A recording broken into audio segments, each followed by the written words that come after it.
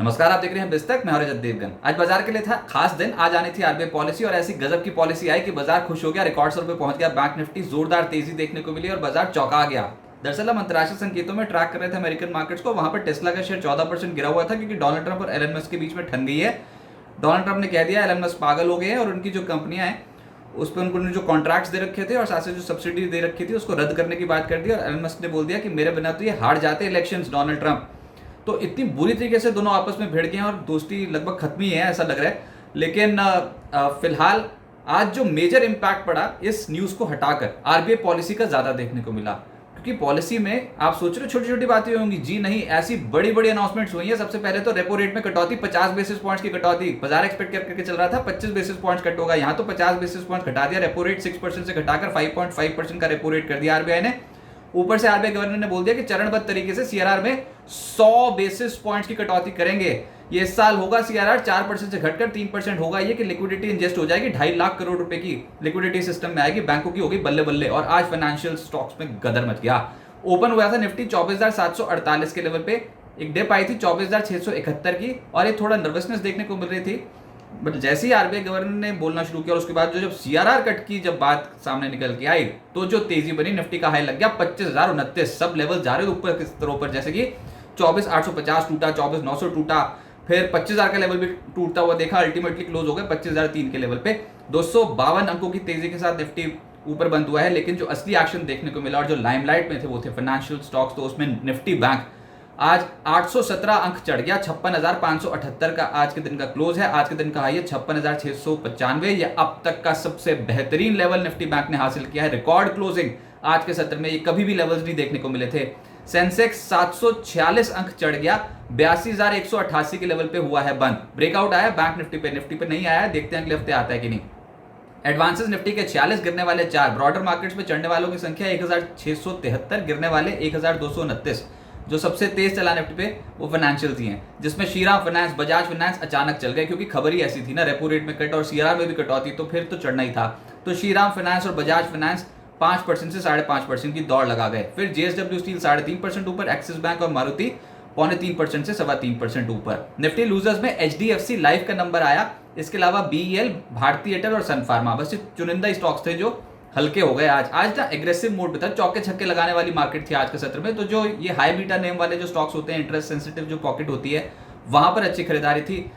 F&O gainer में IDFC first bank चढ़ा तो 7%, फिर आईसीआईसी जनरल इंश्योरेंस 7% ऊपर, गोदरेज प्रॉपर्टीज 0.7% ऊपर, डीएलएफ का स्टॉक 6.5% एक ही दिन में चढ़ा है। फिर मुथूट फाइनेंस, ये स्टॉक भी 6.5% चढ़ गया। एफएनओ लूजर्स में Sona Comstar, Solar Industries, Chambal fertilizer, CG power और बीडीएल, इन स्टॉक्स में 0.2% से 3.5% के आसपास की गिरावट देखने को मिली। एफएनओ गेनर्स में गोदरेज इंडस्ट्रीज का नंबर आया 14.5% ऊपर, न्यूलैंड लैब्स 11% चढ़ गया, आदित्य बिरला रियल एस्टेट 9.5% ऊपर, आरके फोर्जिंग आज निचले स्तरों से पलटा है बहुत ज्यादा गिरावट के बाद। अब आज जो चढ़ा है वो है 9% की तेजी। फिर चोला होल्डिंग 8.5% ऊपर, और ये छोटे बैंक है जैसे कि उज्जीवन स्मॉल फाइनेंस बैंक, यहां पर भी आज गदर मच रहा था, 7.5%, तो यही ऊपर आ गया। मिड कैप लूजर्स में पावर इंडिया 0.7% नीचे, आजाद इंजीनियरिंग लगभग 6% गिरा है, एवेंटल 0.6% नीचे, ज्योति सीएनसी, जेंटेक और गार्डन रीच में आज के सत्र में गिरावट देखने को मिली 4.5% से 5.25% के आसपास की। और आज डिफेंस कंपनियों के स्टॉक्स में प्रॉफिट बुकिंग देखने को मिली। Sector hot favourite real estate, announcement जब ब्याज दरों की कटौती की आ जाए तो फिर रियल एस्टेट को रोकना मुश्किल हो जाता है। अफलातून चाल, जिसमें गोदरेज प्रॉपर्टीज 0.7% ऊपर, ओबेरॉय रियल्टी 6.5% ऊपर, डीएलएफ 6.5% ऊपर, प्रेस्टीज एस्टेट्स 5% चढ़ गया और शोभा 4.25% चढ़ गया। फिर फाइनेंशियल्स और प्राइवेट सेक्टर बैंकिंग, यहां पर तेजी बन रही थी। फाइनेंशियल्स में आईसीआईसी जनरल इंश्योरेंस 7.5% चढ़ा है, Muthoot finance, HDFC, AMC, Shriram finance 5.5% से 7% ऊपर चले गए। चोला फाइनेंस जो पिछले कुछ दिनों से लगातार पिट रहा था, आज जब चढ़ा तो 5% ऊपर। एसबीआई कार्ड तो लगातार चढ़ ही रहा था और आज भी खुशी के मारे 5% ऊपर। बजाज फाइनेंस 5% चढ़ गया और आरईसी पीएफसी जैसे स्टॉक्स में आज के सत्र में तेजी आई। प्राइवेट बैंक्स में आईडीएफसी फर्स्ट बैंक 7% चढ़ा है, आरबीएल बैंक 5% ऊपर, बंधन बैंक 4% ऊपर, Axis bank, IndusInd bank, ICICI bank, HDFC bank सब में तेजी थी। एक्सिस बैंक और इंडसइंड बैंक लगभग 2.5% से 3% चढ़ते हुए नजर आए।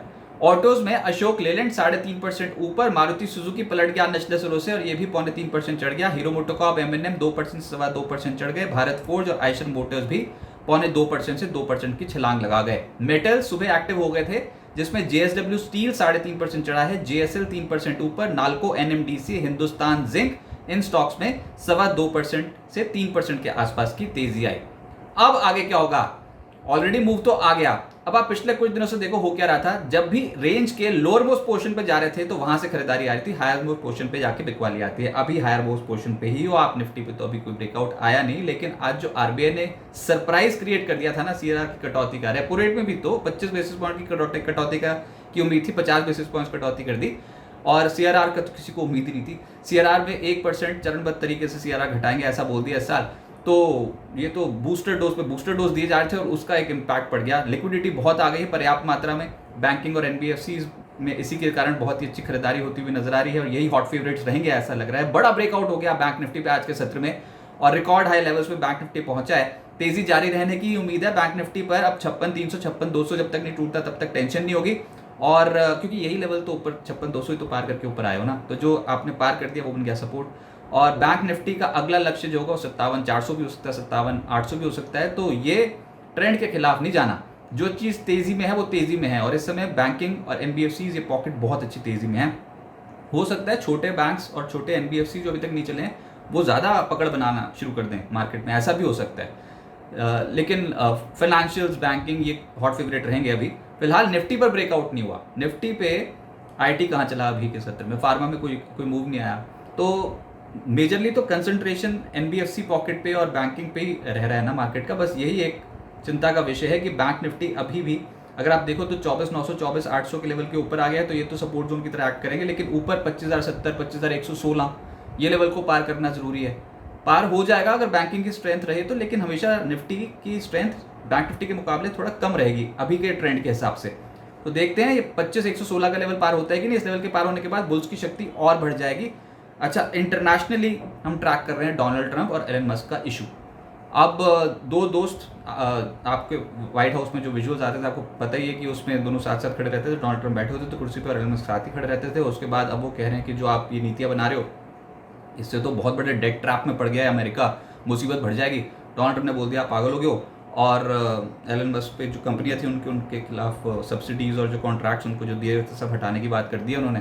और अब एलन मस्क यहाँ तक बोल रहे हैं अगर मैं नहीं होता तो आप इलेक्शन हार जाते। तो इतनी बड़ी बड़ी बातें जो कर रहे हैं राष्ट्रपति के खिलाफ, तो ये मुद्दा कहीं ना टूल पकड़ गया ना, तो उसके बाद फिर लेने के देने पड़ सकते हैं। अब किसके लेने के देने पड़ेंगे, डोनाल्ड ट्रंप के या एलन मस्क के, वो तो सब नहीं बताएगा। लेकिन टेस्ला का शेयर इसी बीच 14% चला गया नीचे।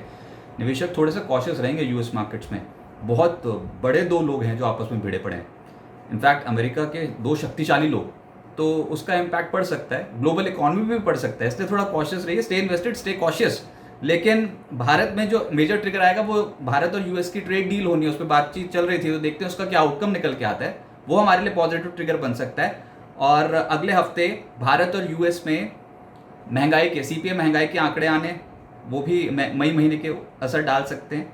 और अगले हफ्ते जापान और यूके के जीडीपी आंकड़े भी आने हैं। लेकिन बाजार तो आज खुश हुआ है वो तो आरबीआई पॉलिसी से हुआ है, और जो जितना आप एक्सपेक्ट करके चल रहे थे आरबीआई गवर्नर से उससे तो बहुत ही ज़्यादा डिलीवर कर दिया ना। हालांकि उन्होंने 6.5% का ही जीडीपी का एस्टिमेट दिया है FY26 में, जो कि FY25 में 6.5% की ग्रोथ दर्ज करके गई हमारी कंट्री। तो जीडीपी आउटलुक में बिकॉज ऑफ जियोपॉलिटिकल कंसर्न्स और ये जो विदेशी ताकतों की वजह से जो धीमापन देखने को मिल सकता है, इसकी वजह से थोड़े से कॉशियस जरूर नजर आ रहे थे।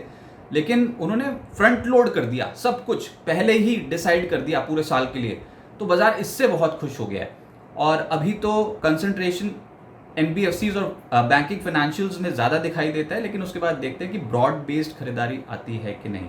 ये पता लग गया कि इंडियन मार्केट्स जब जब नीचे जाएंगे तब तब खरीदारी के लिए ही होंगे, और लोअर लेवल्स पे अगर आते हैं तो फिर खरीदारी के बारे में सोचना चाहिए। अभी तो ब्रेकआउट हो रखा है बैंक निफ्टी पे, देखते हैं अगले हफ्ते निफ्टी भी क्या ब्रेकआउट देता है कि नहीं।